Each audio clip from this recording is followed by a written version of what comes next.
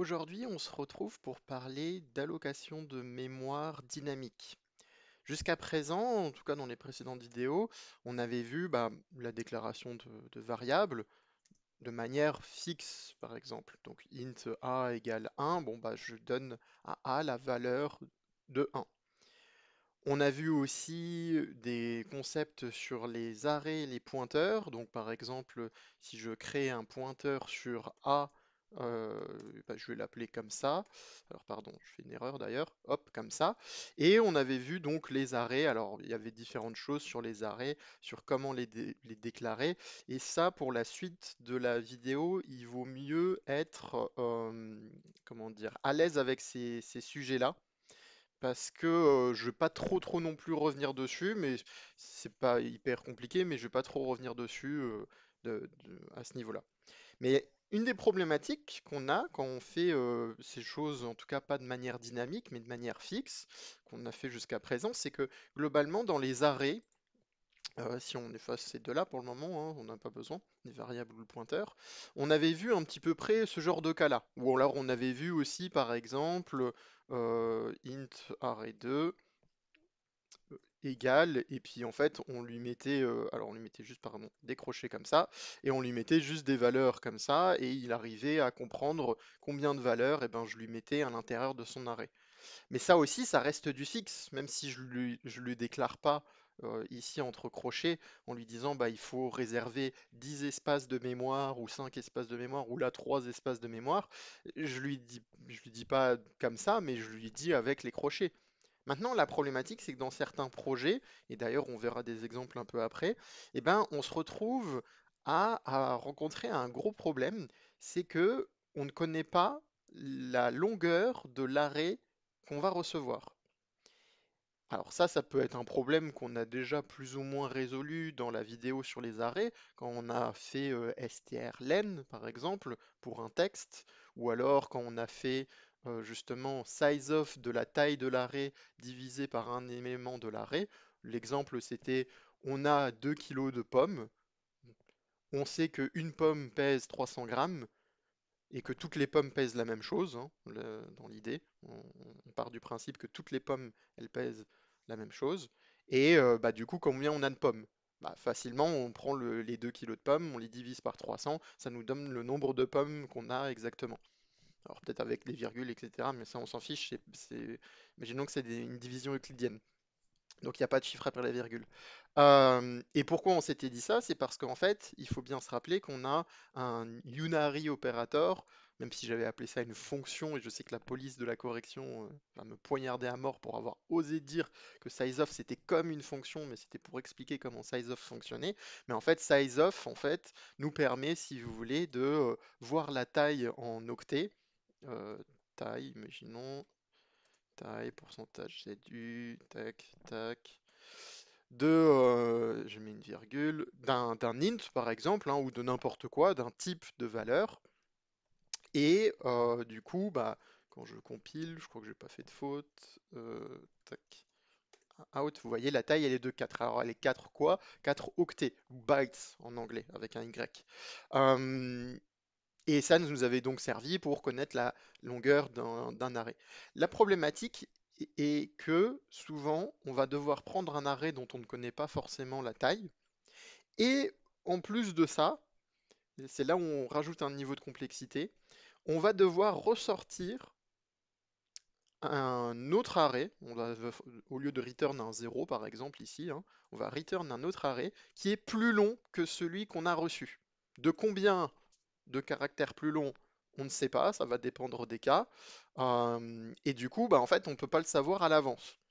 Ça dépend du résultat de la première arrêt, et c'est même pas simplement à partir d'un strlen ou quelque chose du style en tout cas. Ça va être un retour d'une arrêt beaucoup plus longue. Donc par exemple, on reçoit une arrêt de 10, et moi ça se trouve en fonction potentiellement de ce qu'il y a à l'intérieur de cet arrêt, ou de ce texte, hein, si c'était un texte, et bien je vais devoir return peut-être un arrêt de 20, ou alors peut-être un arrêt de 25. Ça va dépendre des cas et du contenu de cet arrêt. On pourrait bien entendu appliquer la même logique avec des structures, hein. Je reçois des structures et en fonction de ce que je dois faire, bah, potentiellement je dois return d'autres choses, mais qui sont d'une valeur plus importante ou moins importante, hein, aussi, potentiellement. Peut-être que je vais devoir supprimer des éléments, etc., etc.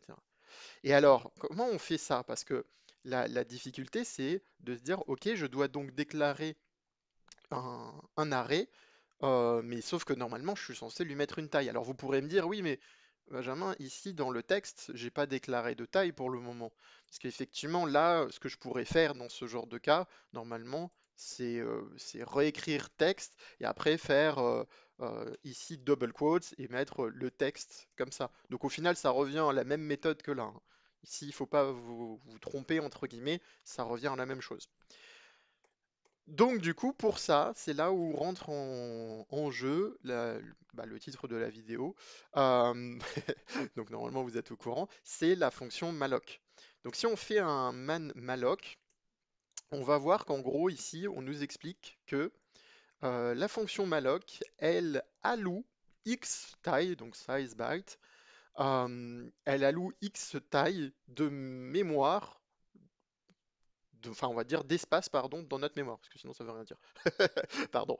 Mais en gros du coup malloc va allouer de l'espace, va nous réserver un espace dans ma mémoire pour qu'on puisse mettre des choses à l'intérieur. Donc là, petite précision qui peut intéresser certains, mais ça peut être au moins une notion, même si ça vous intéresse pas, à garder en tête. Jusqu'à présent, on était plus sur des problématiques de la mémoire qu'on appelle, enfin d'une partie de la mémoire qui est la stack. Et là maintenant, on est avec malloc, on est sur, en gros, la heap, qui est un autre espace de la mémoire, qui fonctionne pas exactement pareil. Ils n'ont pas la même manière de faire les choses. La, la stack avec les données qui s'empilent, qu'on avait pu voir dans les précédentes vidéos, en fait, légèrement avec les arrêts, quand on dépassait certaines tailles avec les caractères, on retrouvait un caractère en plus. C'était un tout petit détail dans cette vidéo que je vous ai donné, mais en fait, c'est parce que justement dans la stack, il allait plus loin et à un moment donné, il savait plus où s'arrêter, et du coup, il disait, ah bah je vais prendre le prochain caractère encore, et c'était d'une autre variable. Et ça, c'est parce que c'est une histoire de problème de stack, stack overflow, etc. Mais nous, là, on est avec malloc, on va être sur une problématique de heap.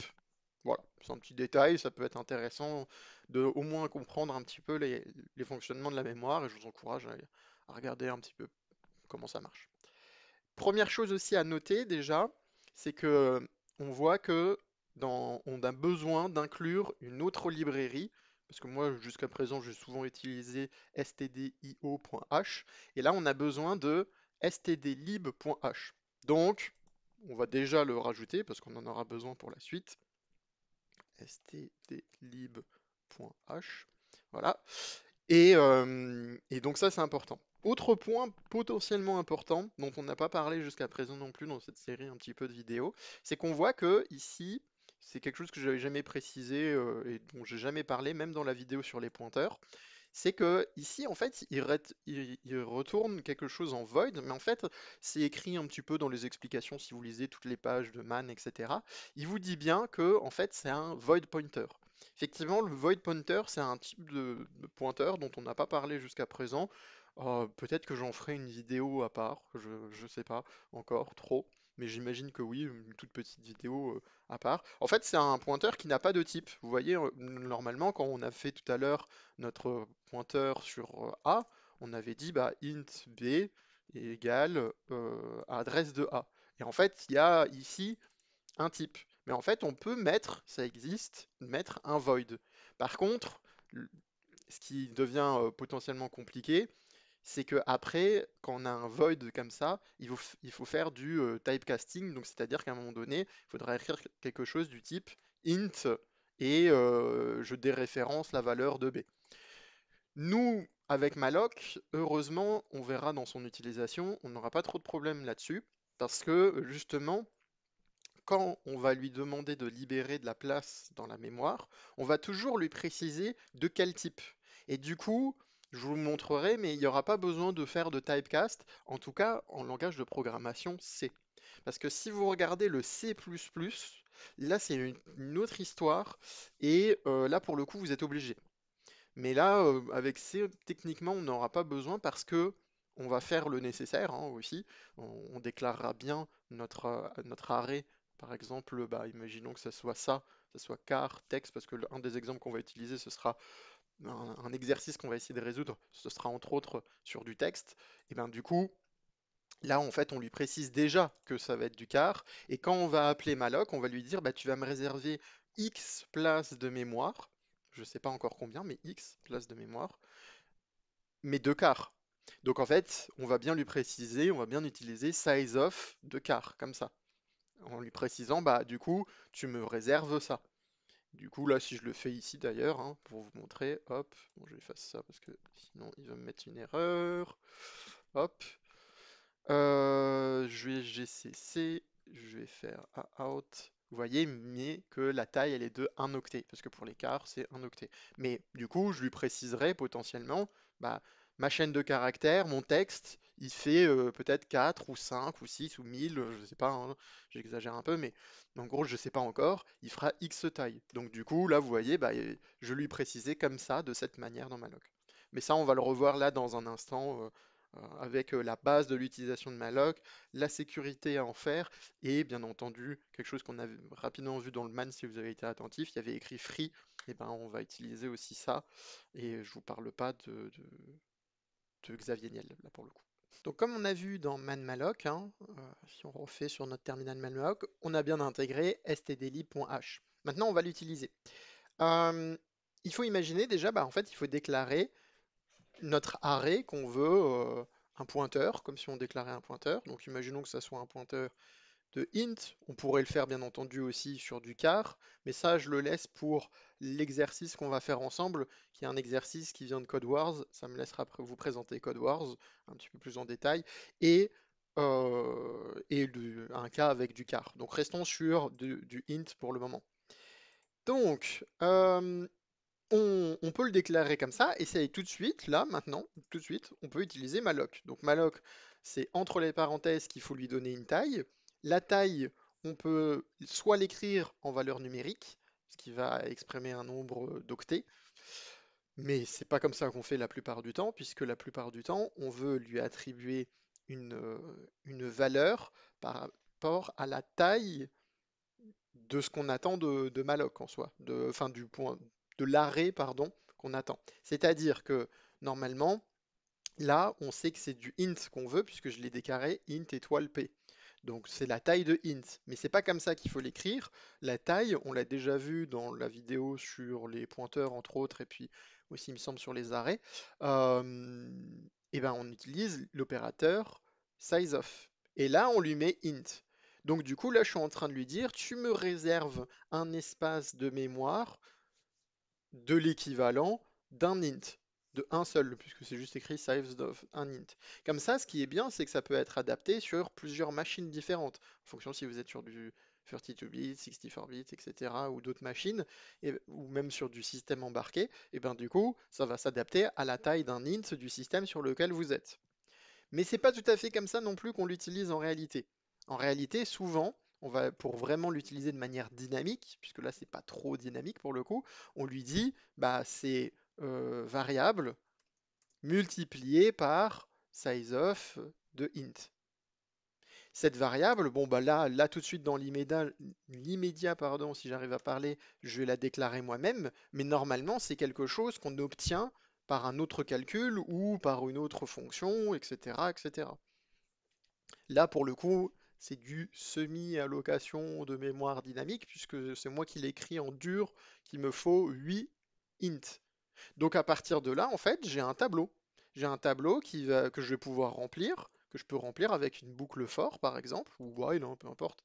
Mais alors, je vais déclarer un i quand même, pour que ça marche bien. For i égale 0, tant que i est inférieur à ma variable et donc du coup i++, donc ça c'est la boucle for classique. Et ben à partir de là, p de i, tu vas lui donner une valeur donc d'un int, hein, on attend un int ici, donc tu vas lui donner une valeur de i plus, je sais pas, 8, imaginons, peu importe, on s'en fiche. Et Du coup, bah, je vais pouvoir le print aussi, bah, pareil avec une boucle for, i égale 0, i inférieur à variable, i++, et hop, je vais lui mettre un printf. Là,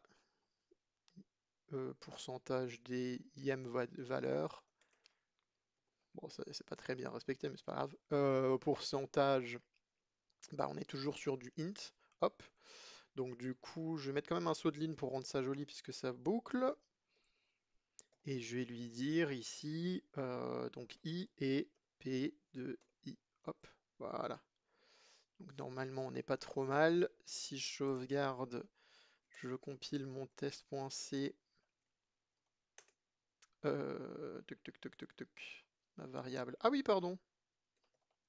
Si je déclare pas bien les variables, on n'est pas sorti de l'auberge. Je vous le dis. Donc mon GCC, mon A.out, et vous voyez, du coup, il m'a bien rempli 8 valeurs, hein. Donc de 0 à 7, 0 inclus, ça fait bien 8 valeurs. Et il m'a fait à chaque fois plus le 8. Et du coup, on pourrait tester, hein, on voit bien que là, si je fais plus 1, imaginons, donc variable plus 1, donc il irait un cran au-dessus, donc il irait à aller chercher une huitième valeur, donc ça serait la neuvième techniquement, la neuvième valeur, et bien là vous voyez qu'il met 0, parce qu'en fait là il comprend pas ce qui se passe, il n'y a pas dans son tableau, il n'y a pas dans son arrêt d'autres valeurs. Donc ça c'est un peu déjà sur comment on peut le remplir, comment on peut le déclarer. Maintenant il y a des petites sécurités à avoir.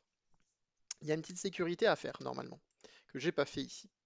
En gros, il peut arriver, alors honnêtement ça n'arrivera pas, mais ça peut arriver, je suis obligé de vous dire que ça peut arriver, même si fondamentalement il y a quand même peu de chances que vous rencontriez ce problème si vous travaillez sur des petits programmes, en tout cas, même sur des programmes plus ou moins, quand je parle de petits programmes, voilà, je parle pas de... Si vous devez créer un logiciel boursier, peut-être que ça peut vous arriver, même si j'ai des doutes, mais on ne sait jamais. Il peut arriver que comme on s'adresse à la heap, à la mémoire heap et pas à la stack, qu'à un moment donné, on n'ait plus de mémoire, on n'ait plus d'espace. Et si ça arrive, bah, ça fait tout exploser, en gros. Donc, pour pallier à ce problème-là, on est censé, normalement, vérifier que P ne soit pas nul. Et d'ailleurs, bon, bah, il y a une anecdote avec la NASA, je vous invite à regarder, enfin, j'en reparlerai peut-être un peu plus tard, justement dans notre exemple. Il y a un gros exemple de la NASA et de la mémoire dynamique. Mais en gros, il faut vérifier que ça soit pas nul pour pas que ça fasse exploser votre ordinateur. C'est une image, hein, ça fera pas exploser votre ordinateur, vous inquiétez pas. Mais en gros, il faut vérifier que P ne soit pas nul. Donc si c'est le cas, s'il devait être nul, eh ben, on va lui mettre exit. Et exit, ça vient, si on regarde, hein, man exit, ça vient aussi de stdlib.h, c'est pas pour rien. Et en gros, bah, ça nous met une exit. Moi, je vais mettre exit failure, comme c'est écrit dans le manuel. Hop. Et donc, du coup, si ça venait à arriver, ce qui n'arrivera pas sur une machine moderne, en tout cas normalement, eh ben, vous êtes au moins safe. Ça va vous arrêter le programme, ça va pas vous faire des trucs bizarres, ça va pas vous faire bugger, un blue screen ou je ne sais quoi. Donc ça, c'est la première sécurité à faire. La deuxième sécurité à faire, qui là aussi techniquement, enfin là par contre, ouais, non, là je vais peut-être pas trop m'avancer sur celui-là. Sur celui-là j'allais m'avancer, mais non, sur celui-là je vais pas trop m'avancer. En gros, ici j'ai réservé ma ligne, sur la ligne 8, j'ai réservé un espace de mémoire pour P. Donc il y a un arrêt maintenant, on a vu, j'ai pu le remplir, j'ai pu print, j'ai pu faire le manipuler. Mais malheureusement, cette mémoire dans la heap, pour différentes raisons, si j'ai envie de l'utiliser plus tard ou si j'ai besoin d'autres éléments de mémoire par la suite, il faut que je le libère. Parce que sinon, je vais aussi avoir, encore une fois, un autre problème de mémoire avec un overflow du coup de mémoire. Et ça, on veut pas. Ça, on n'aime pas ce genre de choses. Donc, il faut que je le libère. Et comment on le libère? Eh ben, on utilise free. D'ailleurs, c'est écrit dans, il me semble, le manuel de malloc à un moment donné. Il vous explique, voilà, il vous dit bien que il y a la fonction free return a unique pointer value that can later be successfully passed to free. Donc c'est pour ça. Je sais pas s'il y a un man de free par contre. S'il y a un man de free, donc ça, il vous explique là aussi display de total amount of free, etc. Bon, nous on s'en fiche. Nous on a juste envie de la libérer. Et pour la libérer, bah, c'est très simple. On utilise donc free à la fin de notre programme et on met P. Et puis bien entendu la fin de la ligne. Et comme ça, au moins, on est sûr qu'il n'y a pas de problème de mémoire, que on a alloué la mémoire qu'il fallait parce qu'on en avait besoin, qu'on la libère, que si jamais on rencontre un problème, on quitte le programme. Comme ça, on est sûr à 100%. Et troisièmement, une fois qu'on a terminé d'utiliser cette variable, en tout cas ce tableau qu'on vient de créer en tout cas, eh ben, on le libère pour pas laisser de place en trop dans le heap, dans la heap, pardon, dans cette partie-là de la mémoire, et comme ça, bah, on peut la réutiliser pour plein d'autres choses, et puis si on fait beaucoup d'appels, bah, au moins on est tranquille, notre ordinateur ne va pas brûler et ne veut pas nous incendier notre maison. Donc tout ira bien dans le meilleur des mondes. Et justement, dans l'exemple qu'on va voir juste après, on va utiliser tous ces concepts-là, encore une fois, mais cette fois pas sur un tableau de int, sur un tableau de char avec un challenge un petit peu dur entre guillemets, euh, auquel faudra bien réfléchir. On se retrouve sur le site de CodeWars dont je voulais un petit peu vous parler parce qu'il va nous aider à, à avoir un exercice pratique qu'on va résoudre ensemble, qui n'est pas très difficile, mais qui utilise entre autres bah, l'allocation de mémoire dynamique, donc malloc. Le site, il est super, ce site est un super intéressant. Bon, moi, je l'utilise un petit peu, hein. Vous voyez que j'ai pas un niveau de fou. Je suis 6Q, ce qui n'est pas terrible. En soi, en gros, le système de notation que vous avez sur ce site, il fonctionne comme, quel art martial déjà, pardon? Bah, un peu comme le jeu de Go, déjà, qui n'est pas un art martial, mais le jeu de Go, et il y a aussi l'Aikido, et sûrement peut-être d'autres choses comme ça, un peu dans ce style-là, où en gros, bah, vous avancez jusqu'au premier Q, donc vous êtes genre 8, 9 Q, vous avancez jusqu'au premier Q, et ensuite vous commencez à être premier dan, deuxième dan, troisième dan, quatrième dan, etc. Donc bon, j'en ai pas fait énormément, vous voyez, j'ai pas un score de fou et je suis juste CQ, il faut d'ailleurs que j'en fasse un peu plus à mon avis. Ça pourrait m'être pratique. J'en ai fait quelques-uns en C, mais j'en ai fait plus en Python. Et un petit peu en Bash aussi, j'ai regardé des trucs comme ça en Bash pour mes exercices de cybersécurité. Mais bref, c'est pas le sujet d'aujourd'hui. Mais je vous recommande fortement ce site. Là, en gros, on nous demande de résoudre un exercice. On nous dit, bah, en fait, complete the solution so that the function will break up camel casing using a space between words. Alors, le camel casing, c'est quelque chose que normalement on n'aime pas trop faire quand on déclare des variables. Certains le font, d'autres ne le font pas. Moi, j'aime pas personnellement. En gros, c'est quand vous mettez, vous savez, tous les mots collés pour créer une variable mais vous mettez une majuscule à chaque nouvelle chose. Alors que underscore c'est beaucoup mieux, mais bon bref, il y en a, ils font comme ça, ils font comme ça. Et en gros, bah vous voyez, en gros, on a une chaîne de caractères comme ça, camel casing, et on doit avoir camel espace casing. Donc là, on commence tout de suite à comprendre déjà un peu la problématique par rapport à la première partie de la vidéo, dans le sens où on a dit, bah, on a une chaîne de caractères, on doit ressortir une seconde chaîne de caractères, mais pas de la même taille. Et alors, pour vous présenter encore une fois le site, un peu comment il fonctionne, je vais mettre Train Again, parce que j'ai déjà du coup un petit peu travaillé dessus, mais j'ai effacé pour pas qu'on voit. Donc en gros, ça c'est ce que vous avez quand vous utilisez le site CodeWars, et du coup, bah, vous pouvez coder à l'intérieur du site, pas besoin de le faire sur votre machine, même si nous on va le faire sur notre machine pour le préparer. Après, on passera la solution directement là-dedans. Et en gros, on nous met souvent, bah, en gros, déjà le nom de la fonction. Alors, ça, il faut pas trop y toucher. Normalement, en tout cas, bon, le return, on peut y toucher, mais en tout cas, ici, ça, ce nom-là, normalement, on ne peut pas trop y toucher. Pourquoi? Parce qu'en fait, donc là, on a de nouveau le sujet. On va coder ici, on va mettre nos choses. D'ailleurs, on a un indice, hein. Ça, c'est pas toujours le cas, mais là, on a un indice. Il nous dit bien, en gros, que le buffer, il doit être alloué de manière dynamique. Ça tombe bien, c'est le sujet de la vidéo, donc c'est comme tout s'aligne bien. Mais globalement, en gros, ça, on n'y touche pas. Pourquoi? Parce que ici, ce que vous avez sur cette section-là, Sample Test, en fait, ça vous donne une idée de comment le site gère la solution que vous allez lui apporter. En gros, vous avez votre fonction, solution, Donc il faut imaginer qu'ici on est dans un fichier header, un point H, donc on crée notre fonction, et du coup bah, il la prototype là, globalement, comme ça il récupère ce qu'on a mis dedans, et il va faire des tests, et il va faire différents tests, d'ailleurs des tests que on n'avait pas, c'est les tests ici, ils sont là, on n'avait pas noté dans l'énoncé.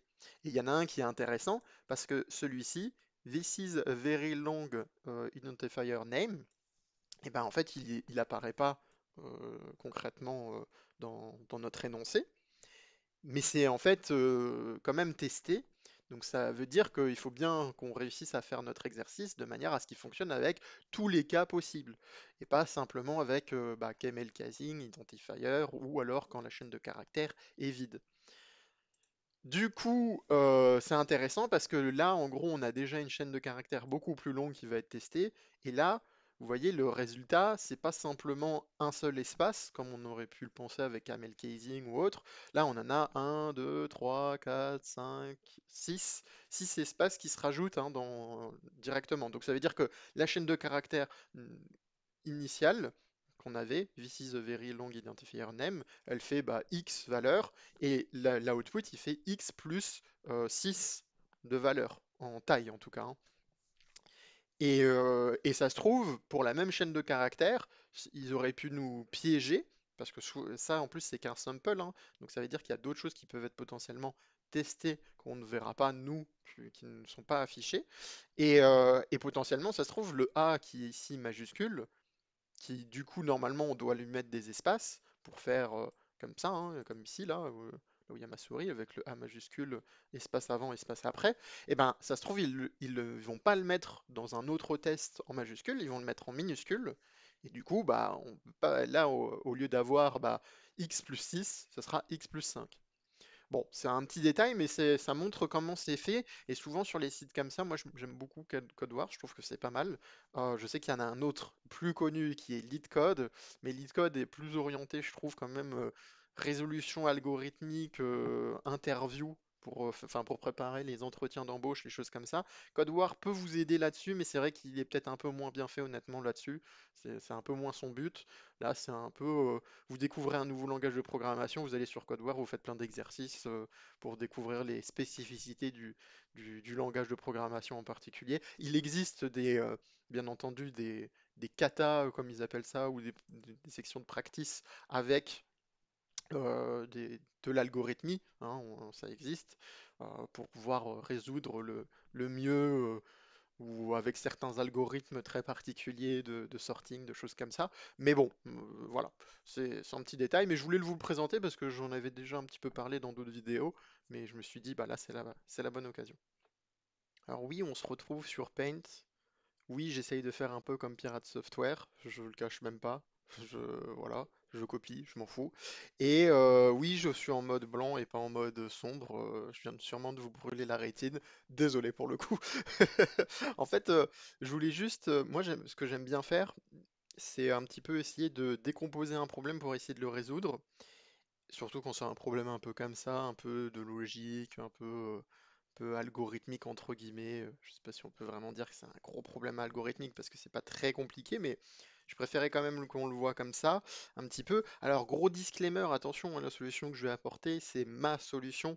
Et ce qui est bien sur le site, entre autres CodeWars, c'est une fois que vous avez réussi, donc ça veut dire qu'il faut quand même réussir avec votre solution, vous allez pouvoir voir toutes les autres solutions des autres utilisateurs et celles les plus upvote, en gros, globalement, celles que les gens préfèrent, ont trouvé super, ou même celles qu'ils ont trouvées aussi clever, très intelligentes, parce que parfois il y en a, ils aiment bien faire des choses un petit peu fancy, à tout réduire en une seule ligne, à essayer d'optimiser leur algorithme, etc., ou à l'écrire de manière un peu farfelue d'ailleurs. Et ça, c'est un peu marrant de voir ce genre de choses. Bref, ici, je voulais juste un petit peu qu'on comprenne le problème. En gros, de base, on a une chaîne de caractères, vous m'excuserez hein, sur mes dessins, je fais ça à la souris, d'une longueur de x. Et à la fin, ici, on va avoir x plus quelque chose, une inconnue. Comment déjà on détermine, parce que nous, on va devoir allouer de la mémoire pour cette chaîne de caractères. Donc il va falloir connaître la longueur de la nouvelle chaîne. Donc concrètement, on connaît une partie de l'élément, c'est x. L'élément x, ça va être au minimum la longueur de notre chaîne de caractères de base, de notre texte de base. Donc ça, la longueur de ça, bah, on l'aura. Donc ça veut dire que concrètement, ici, on aura du strlen. Alors on s'amusera pas comme on s'était amusé la dernière fois dans la vidéo sur les arrêts, entre autres, à refaire strlen. On l'utilisera directement depuis string.h, on va pas s'embêter. Donc on aura strlen, plus quelque chose. Et ce plus quelque chose, comment on le détermine? Bah, en fait, on nous a dit, à chaque fois, on veut briser le camel case, donc en gros, à chaque fois qu'il y a une majuscule, juste avant la majuscule, on va mettre un espace. On le voit ici, hein, entre le this is, et ici, bah, le this is, ici, bah, il n'y a pas d'espace. Donc, ça veut dire que là, en gros, il va falloir compter le nombre de majuscules qu'on a. Donc à chaque fois qu'on arrive sur une majuscule, on va compter, en sachant que normalement un camel case, la première lettre n'est pas en majuscule, normalement. On va coder la solution, en tout cas, pour essayer enfin, on va essayer en tout cas de ne pas le prendre en compte. Et si ça ne marche pas sur CodeWars, eh ben, on le prendra en compte. Mais ce cas-là, on va imaginer que par défaut, il n'existe pas. Donc ça veut dire qu'on va devoir compter le nombre de majuscules. Bon, je l'écris vraiment mal, hein, vous m'excuserez. Je vais mettre un A majuscule, du coup. Donc on va devoir compter les majuscules. Ok, donc ça maintenant, on connaît la longueur. Et on sait comment on va l'utiliser avec malloc. Et strlen, etc. Et puis bah, size of char, etc. Ok, bon ça, pour le moment, ça paraît clair. Maintenant, la question c'est, au-delà de combien d'éléments on va ajouter, c'est comment on va les ajouter. Alors en fait, on a ici, si on considère la première chaîne de string numéro 1, et ça, ce sera la numéro 2, bah, en fait, on aura un S1, un str1 ou S1 euh, qu'on va, comment dire, en gros, on va lire notre S1, on va compter, etc., mais on va devoir le relire après. Et à chaque fois qu'on va tomber sur une majuscule, en fait, enfin même d'ailleurs, on peut se poser la question, pardon, je reviens un peu en arrière parce que je vais un peu trop vite, j'ai l'impression, c'est que en gros, mon S1, je vais l'insérer dans S2, mais avec des conditions. Si la lettre n'est pas une majuscule, bah en fait, S1 de l'index de la minuscule, donc du petit a, hein, comme ça on va dire, et ben en fait il va être égal, je vais directement l'insérer à la même position.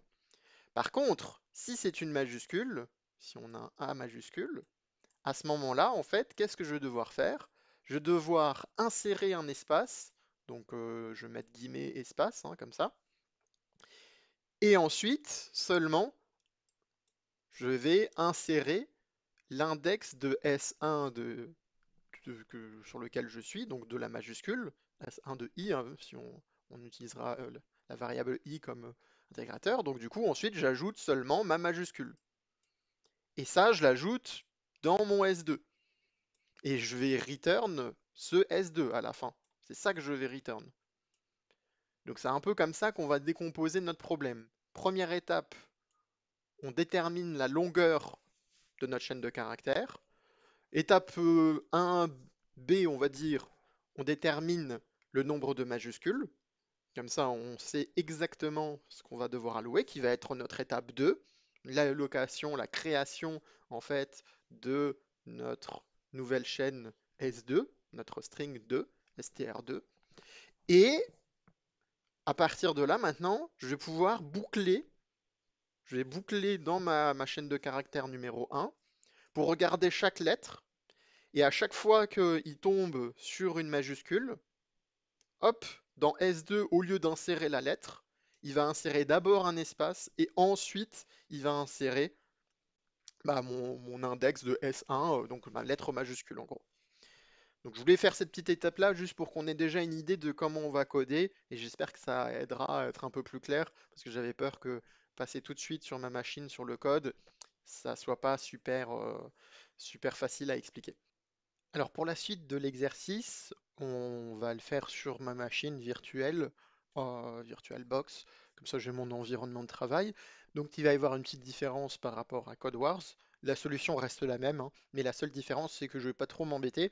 Je vais rester dans main, et dans main je vais changer la source. Donc cette chaîne de caractères que j'ai pris, qui était l'exemple qu'on nous a donné sur CodeWars, pardon, et on va créer une destination avec la taille qu'il faut et le fonctionnement qu'il faut.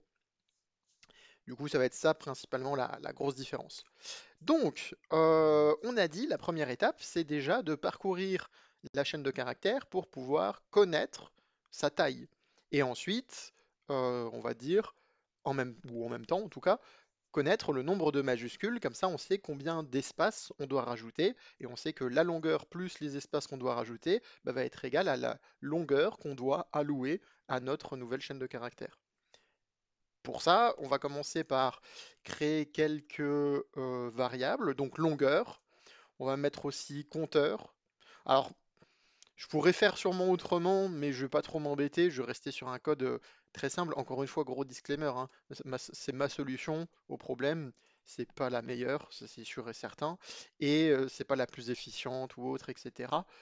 Mais ça fait le travail et ça explique surtout le malloc. C'est surtout ça que je veux faire dans cet exemple.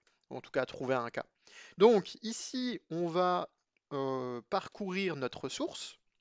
Donc on va lui dire tant que la source est différent de 0, enfin du nul caractère, hein, bah, tu continues de lire. Et quand tu vas lire ça, à chaque fois que tu vas tomber sur une majuscule, et ben du coup, tu vas me le signaler et puis tu vas ajouter un au compteur. Le compteur, en fait, c'est le compteur de majuscules. Alors, si jamais, moi, je vais l'écrire en mode décimal. Je vais pas mettre A, je pourrais mettre A majuscule, mais je vais pas le faire. Je vais mettre 65 ici, donc j'ai fait MANASCII dans le terminal. Comme ça, on a le tableau justement de l'ASCII, donc American Standard Code for Information Interchange, etc. Vous connaissez sûrement. Et du coup, c'est 65 et 90, si je dis pas de bêtises. Oui, c'est ça, 90 pour le Z. Donc, tant que SRC de I, enfin, si SRC de I, eh ben, il est égal ou supérieur à 65, mais qu'il est aussi SRC de I inférieur ou égal à 90, donc du coup, ça voudra dire que c'est une majuscule, que c'est pas une lettre en minuscule, puisque les lettres en minuscule, vous voyez, c'est entre 97 et 122. Hop, je vais quitter ça. Et ben du coup, dès que c'est une majuscule, tu me fais quelque chose, quoi. Et qu'est-ce qu'il me fait? Et ben tu vas faire compteur, je suis tout attaché, plus plus. Hop. Donc tu vas compter. Bien entendu, on est dans une boucle while, donc il ne faut pas que j'oublie de faire i++ pour pas finir dans une boucle infinie, parce que sinon j'aurais l'air bête. Et, euh, et voilà, et du coup, bah, ça va me permettre de me déterminer en fait la longueur. Je me rends compte que j'allais utiliser avec string.h, j'allais rajouter ici, faire include string.h et faire strlen, mais je me rends compte que ça sert à rien, parce que mon itérateur, mon i, va parcourir du coup toute cette chaîne de caractères et va avoir la même valeur que si je faisais strlen. Donc pour le coup, ça sert à rien. Donc je vais pas mettre strlen comme je pensais que j'allais mettre. Je me rends compte là en faisant la vidéo. Donc je vais faire longueur égale mon compteur, qui du coup compte toutes les majuscules, plus la valeur de i. Et à partir de là, du coup, maintenant que j'ai la longueur, eh ben, je vais pouvoir, on va passer à un autre bloc, on va dire, je vais pouvoir déclarer ma chaîne de caractères, ma destination, et je vais lui allouer un espace de mémoire avec malloc. Du coup, je lui ai attribué longueur multiplié par sizeof de car, puisqu'on est sur du car. Pas encore une fois, pas besoin de s'embêter à ici cast quelque chose, à refaire car, étoile, etc. On s'en fiche, on n'a pas besoin. Puisque en fait je l'envoie déjà dans du car, je lui dis que c'est du size of de car et que je suis pas sur C++, donc globalement on s'en fout. Euh, on va lui faire ici dst égale nul, donc si c'est un nul, alors j'aime bien mettre quand même petits écarts, même si ça sert à rien, mais c'est plus beau. Hop, donc si ça arrive, même si ça arrivera pas, on le sait, je suis pas un codeur de la NASA. Alors sachez que pour la petite anecdote, la NASA, ils n'aiment pas trop les mémoires dynamiques, puisque en fait je crois d'ailleurs qu'ils ne l'utilisent pas sur leur fusée en tout cas, tout ce qui est mémoire dynamique, parce qu'ils ont peur que ça crée un problème, puisqu'il ne faut pas oublier qu'ici on est dans la HIP, et que pour des raisons X ou Y, si à un moment donné, même s'ils prévoient le cas comme nous là, en faisant nul, bah, ça fait quelque chose, ils peuvent pas se permettre que ça sorte du programme ou etc. C'est trop compliqué. Et comme ils sont sur du système embarqué, où eux, ils n'ont pas forcément sur tous les outils, en tout cas beaucoup d'accès à de la mémoire, tout est miniaturisé dans certains endroits, et ben du coup, ils ont décidé de quasiment jamais utiliser la HIP. Bon, c'est la petite anecdote comme ça à savoir. Donc du coup, bon bah j'ai préparé ça. Bien entendu, je vais le mettre tout de suite comme ça c'est fait, je l'oublie pas. Je vais mettre mon free DST. Donc juste pour lui dire au cas où s'il y a un problème, enfin pour lui dire pardon, donc au cas où s'il y a un problème, je lui ai dit bah, que tu arrêtes le code avec exit. Et si jamais, bah, à la fin du code, en tout cas, tu me libères l'espace de mémoire que j'ai réservé de DST, parce que j'en ai plus besoin, c'est bon, je- j'ai plus besoin que tu me gardes ça en mémoire, en tout cas, pour éviter tout problème.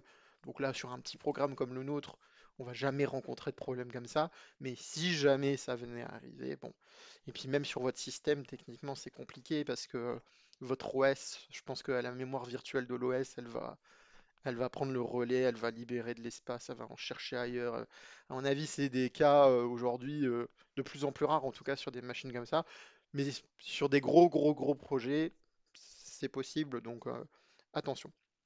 Maintenant, on va parler d'un problème qu'on a. Alors, je vais remettre i à 0 parce que, en fait, j'ai pas envie de m'embêter parce que là, maintenant, on a compté, on a libéré de l'espace, donc on a fait nos deux étapes là. Et notre troisième étape, on va dire, bah, en fait, c'est de tout mettre ensemble. Donc, c'est de relire cette chaîne de caractères ici. Et à chaque fois qu'on est sur une majuscule, eh ben, on met un espace en plus. Et c'est là où il y a un petit souci dont on n'a pas parlé, qui va arriver. Donc, je vais aller là. Imaginons qu'on commence. Donc au début, bah, il va lui faire un T, parce que je lui dis en gros, regarde la première lettre.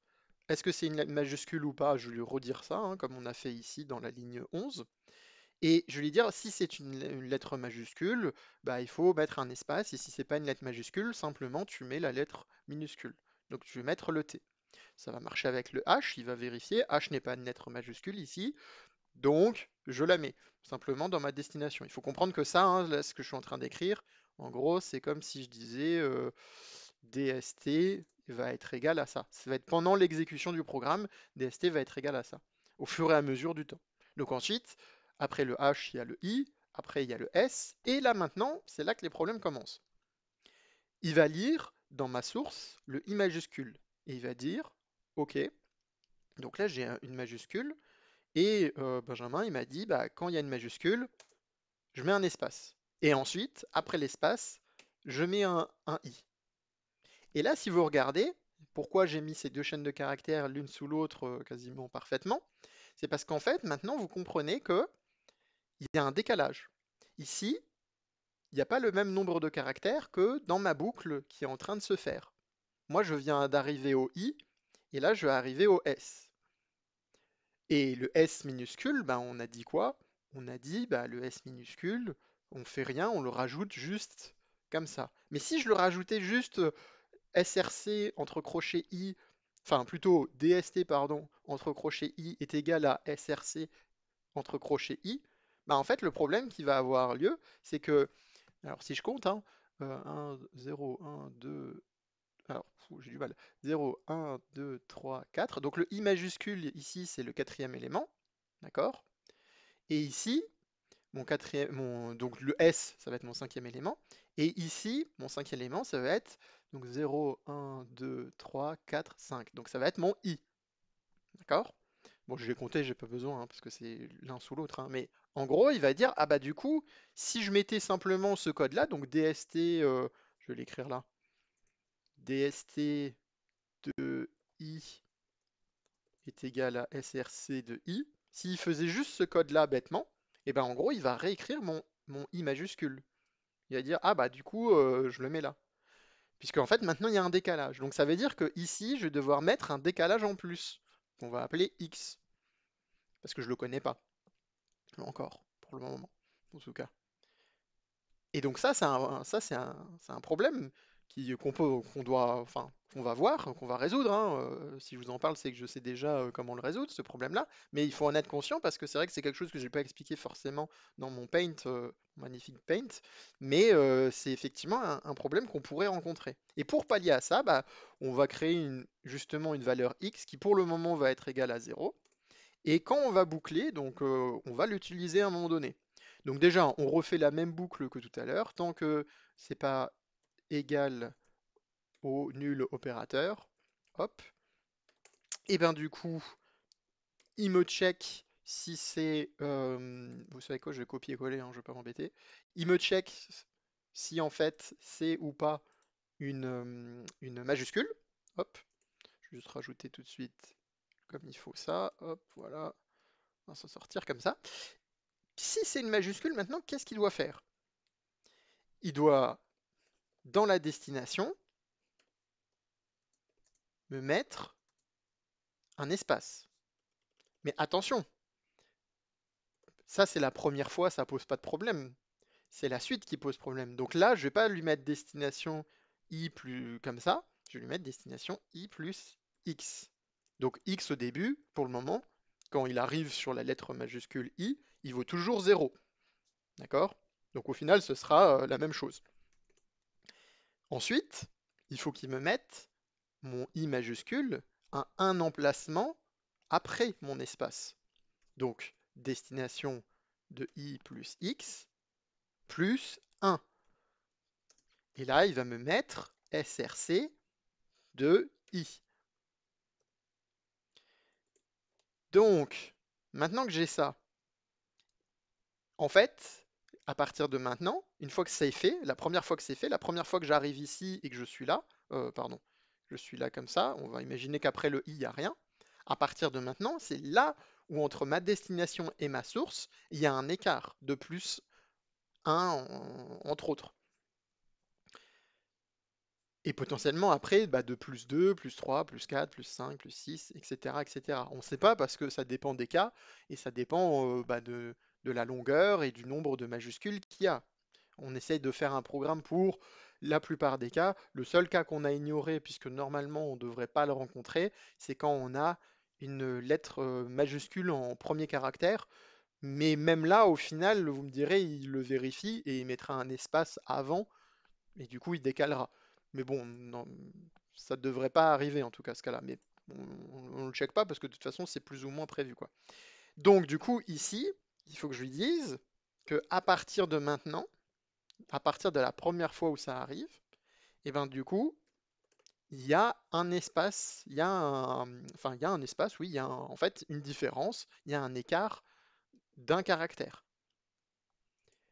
Du coup, ça c'était que le début de mon if hein, en soi. Il me faut aussi mon else. Qu'est-ce que je fais quand c'est pas une majuscule? Alors, oula, qu'est-ce que j'ai fait comme bêtise? J'ai pas mis les bonnes choses. Hop, hop, pardon. Et donc du coup, bah, à ce moment-là, je lui envoie toujours dans la destination plus x, parce que sinon il va remplacer mon i majuscule par un autre caractère et j'ai pas envie de ça. Et du coup, je lui fais égal src de i. Ok. Je suis dans une boucle, donc il faut que je fasse attention à quoi? À pas être dans une boucle infinie. Donc i++.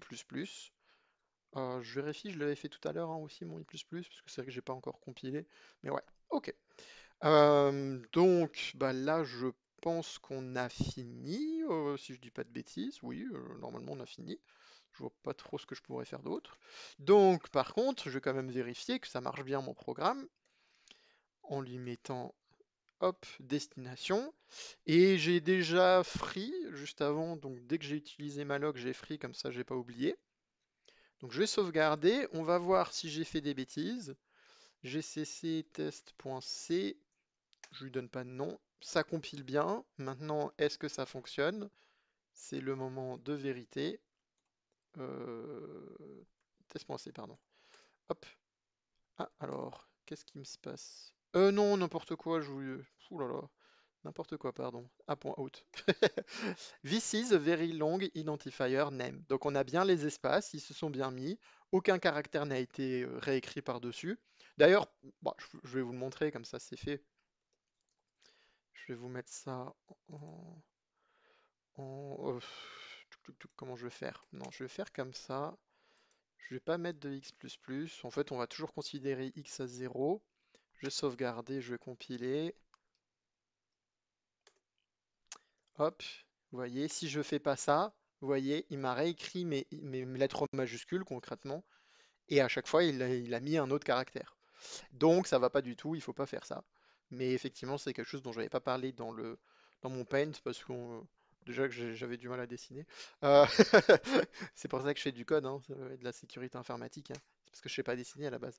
Euh, Outre les plaisanteries, bah, du coup, on a vu que on a bien créé, du coup, euh, en fait, un arrêt avec la bonne longueur, avec malloc, tout en vérifiant qu'il n'y ait pas de problème, même si on sait que ça peut pas arriver, mais bon, ça peut arriver.